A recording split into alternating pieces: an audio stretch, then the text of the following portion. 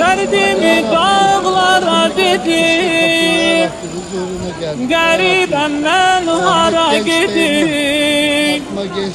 Hasretim kaldı yürekte, azizim sensiz neyneyim. Yalvardım ben Allah'a, yoruldum geldim sana. Boğazaldım yar esretinden, gözlerim kaldı yollarda.